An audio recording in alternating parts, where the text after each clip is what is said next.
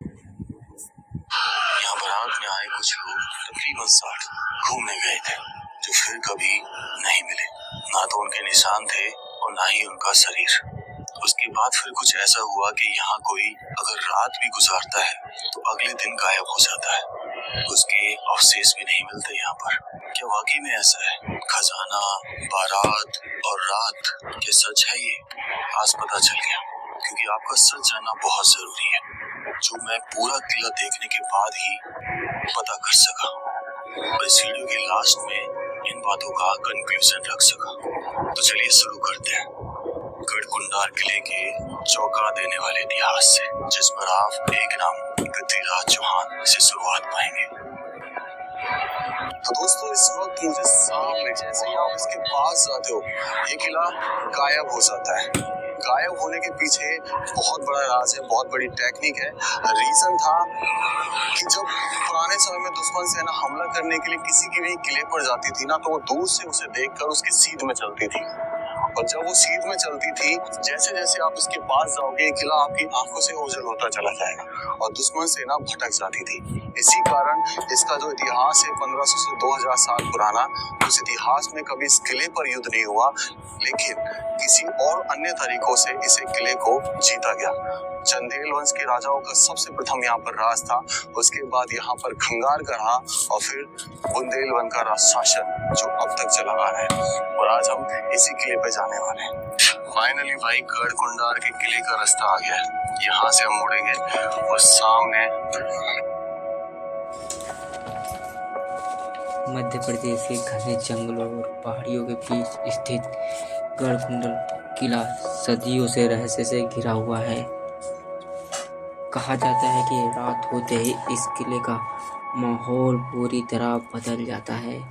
स्थानीय लोगों के अनुसार कई बार यहाँ अजीब परछाइयाँ घूमती दिखाई देती हैं और रात में किसी के रोने और चीखने जैसी आवाज़ें सुनाई देती हैं।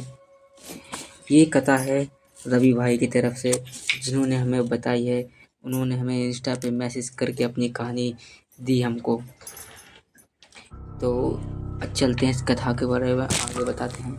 लोक कथाओं के अनुसार एक समय पहले इसमें विश्वासघात और खून खराबा हुआ था, जिसके बाद कई आत्माएं यहीं भटकने लगीं। कुछ लोगों का दावा है कि जो भी आधी रात के बाद किले में अकेले गया, उसे किसी अनजान शक्ति की मौजूदगी महसूस हुई। हालांकि रवि जब वहां गया, उसे चारों तरफ उसके ठंडी हवाएं चलने लगी। उसे कुछ आवाज़ों की महसूस सुनाई लगी। किले के चारों तरफ से उसे चिल्लाने की, मारपीट की आवाज़ सुनाई आ रही थी।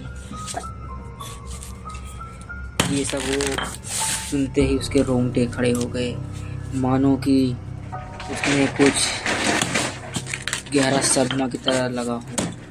और फिर वह वहाँ से चुपचाप भागा। फिर वो वहाँ से भागकर अपने घर चला गया।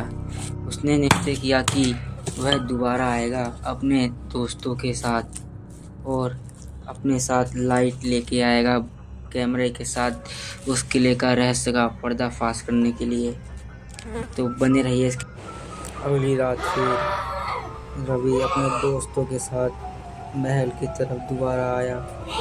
उसके दोस्त और उन्होंने देखा कि किले के बाहर कुछ अजीब सी आवाज़ों के साथ साथ कुछ परछाइयाँ दिख रही थी। वो ये सब देख के एकदम दंग रह गए। किशन कहने लगा, चल रवि, हम सब यहाँ से भाग चलते हैं। पर रवि को भूत सवार सा था। पार्ट 2 में देखिए आगे क्या होता है।